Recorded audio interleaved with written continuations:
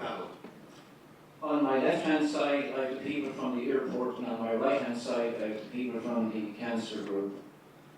The one thing in common I've heard here tonight are promises made to them. But I belong to a group that have written promises made by Tony McLaughlin and by John Perry.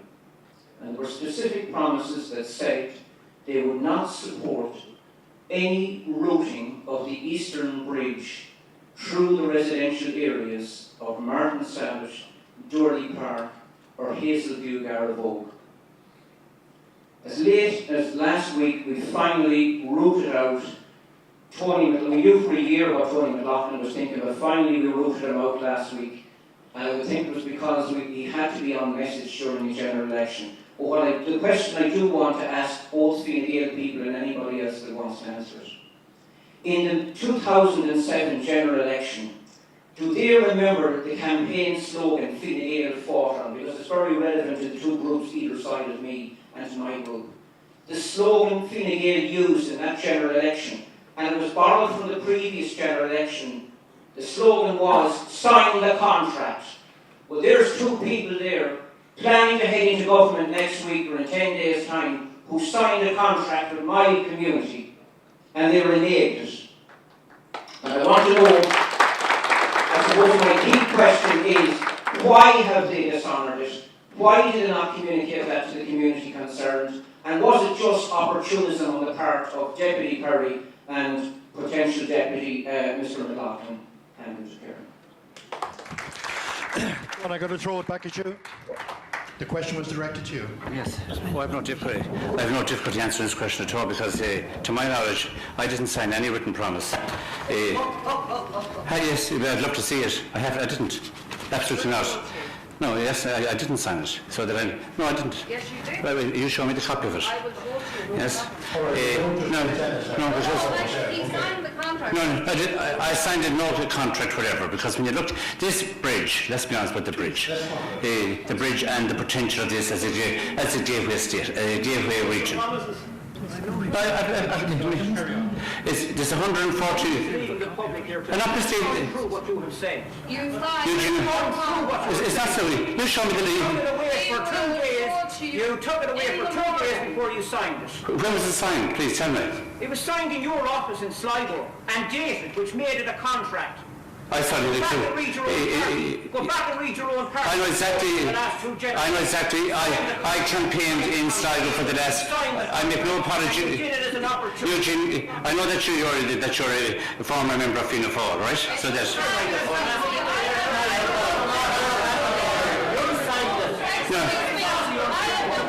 Hold it, please. Now, we're then coming to, let's not start playing tennis. I did this and you did that. Let's just talk about the bridge, John. Let's talk about the bridge. And I'll come to Tony. You rubbish TD.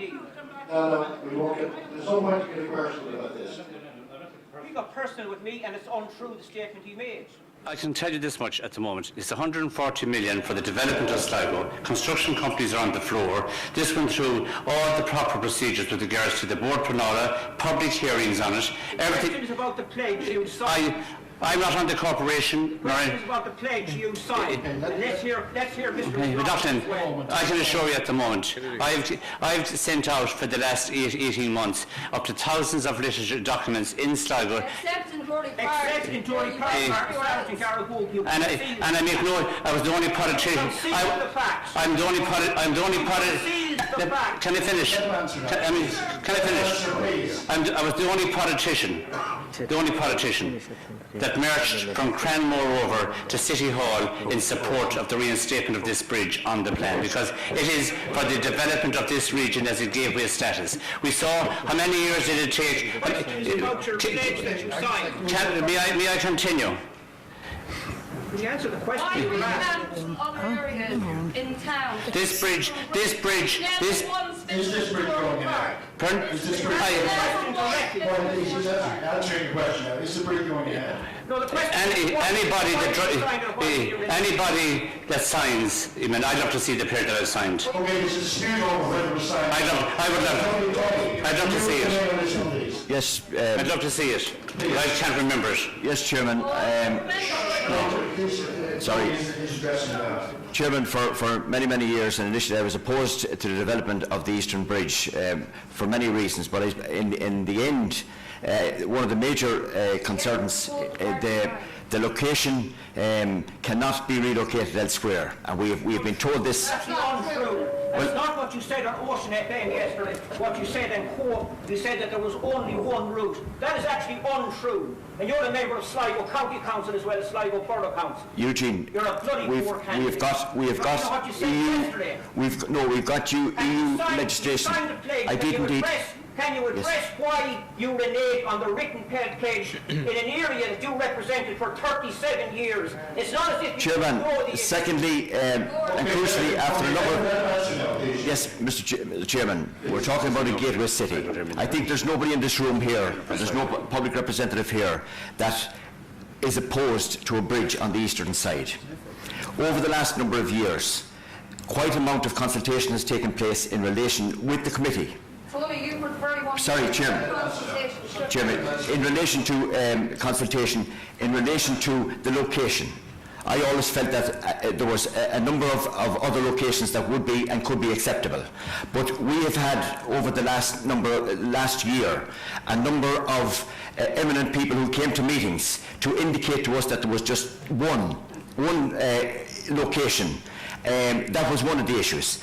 I always felt then as well that there was no lack of consultation. That was a huge issue with the residents in that area. There was no consultation because when people were consulted before, somebody called them, knocked at their door and ran off again and just said, right, this is the location. Now there's a number of issues. One is in relation to the money for Sligo, that we had a deadline of the end of 2010, December 2010, for in the region of 100 million for a gateway city as Sligo. I know, and I've got a commitment, that the Minister is to the lack of consultation residents, that he will set up and appoint an independently appointed community liaison officer to address all of the issues that the residents have concerns about. And the residents have huge concerns and huge worries about the road network, their homes, and the noise levels, which I feel and hopefully will be addressed by this independent appointed community liaison officer. Chairman, in relation to the bridge or any community that is divided or attempts to divide communities, that's unforgivable. But we must remember at this table, and we know all the sweet talking that will go on with politicians and flowery language and long debated answers, etc., for their own reasons, and then we know the answers that's going to be at the end. So we do need straight talking, and we need new politics in Ireland.